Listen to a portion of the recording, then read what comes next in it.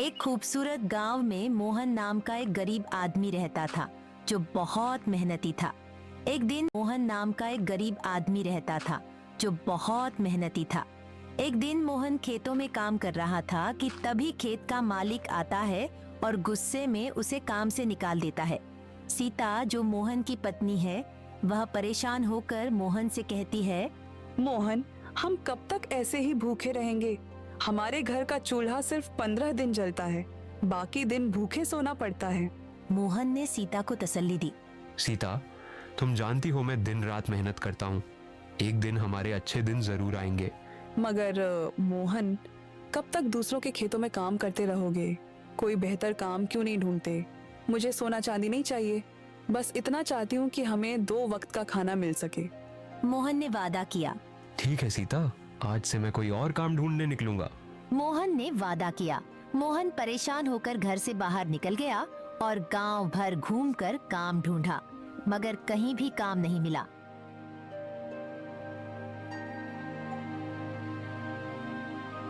आखिर में वह मुखिया के पास गया। मुखिया एक अच्छा आदमी था। मोहन ने मुखिया को सारी स्थिति बताई और कहा, मैं गरीब हूँ, मुझे कोई काम नहीं देता, लेकिन मैं बहुत मेहनती हूँ, दिल लगाकर काम करूँगा। मोहन, मैं जानता हूँ कि तुम बहुत मेहनती हो। मुझे तुम्हारे जैसे आदमी की ही जरूरत थी। तुम मेरे सब्जी के खेत पर काम करो। तुम्हारे बुरे दिन अब खत्म हो गए। शुक्रिया मुखिया जी, मैं ईमानदारी से काम करूंगा।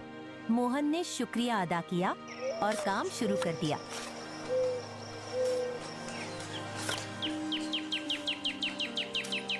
एक दिन काम के बाद मोहन बहुत भूखा था। उसने सुना था कि राजन का ढाबा बहुत मशहूर है। वहाँ गया और बोला, भाई मुझे तूर दाल, देसी घी वाली रोटी और चावल दे दो, बहुत भूख लग रही है।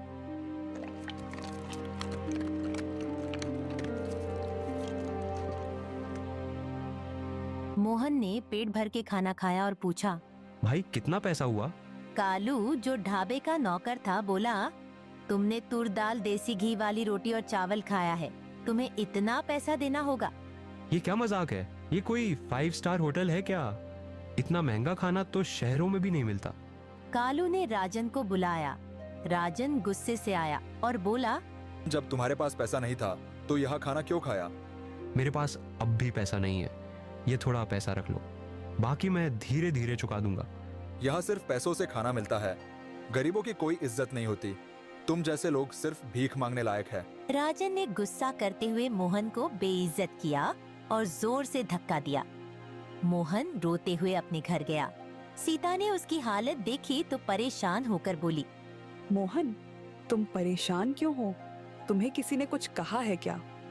राजन और विजय ने मुझे बातें सुनाई, सिर्फ इसीलिए क्योंकि मैं उनका महंगा खाना अफोर्ड नहीं कर सका। मेरी यह गरीबी मुझे जगह जगह जलील करवाती है। मोहन, मैं चुप नहीं बैठूंगी। हम मुखिया के पास उनकी शिकायत लेकर जरूर जाएंगे।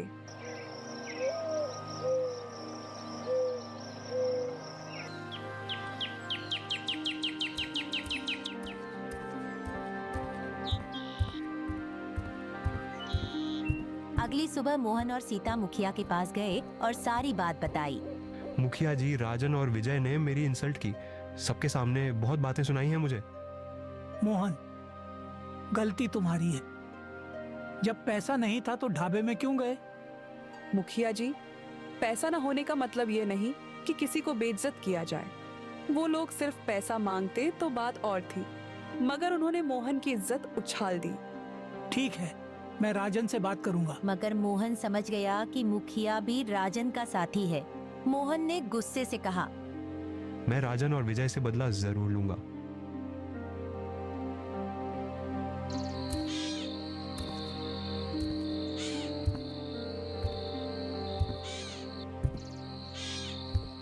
रात को मोहन गुस्से में जंगल की तरफ चला गया।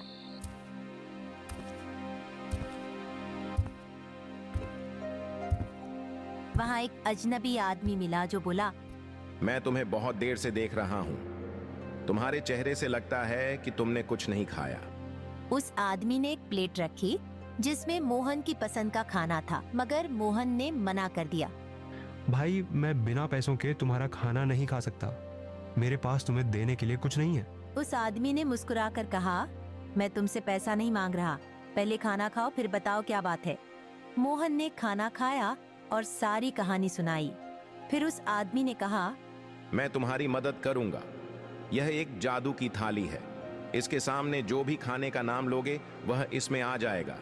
मगर याद रखना, अगर तुम एक प्लेट का 10 रुपये से ज्यादा पैसा लोगे तो यह जादू खत्म हो जाएगा। शुक्रिया भाई, यह तो एक चमत्कार है। मोहन ने शुक्रिया अदा किया और घर गया। उसने सीता को सब कुछ बताया। सीता हैरान हो गई मगर खुश भी थी। मोहन ने अपने घर के बाहर ही एक नया ढाबा बना दिया। जादू की थाली से हर तरह का खाना निकलता और सिर्फ 1 रुपए में मिलता। गांव भर के लोग खुश हो गए। गरीब लोग भी अच्छा खाना खाने लगे। चाचा, सिर्फ 10 रुपये की प्लेट है जिससे आप जो चाहें पेट भरकर खा सकते हैं। हमारे ढाबे का अपने दोस्तों और रिश्तेदारों को जरूर बताइएगा। एक दिन राजन और विजय ने मोहन को रास्ते में घेर लिया और उसे जोर से पीटना शुरू कर दिया।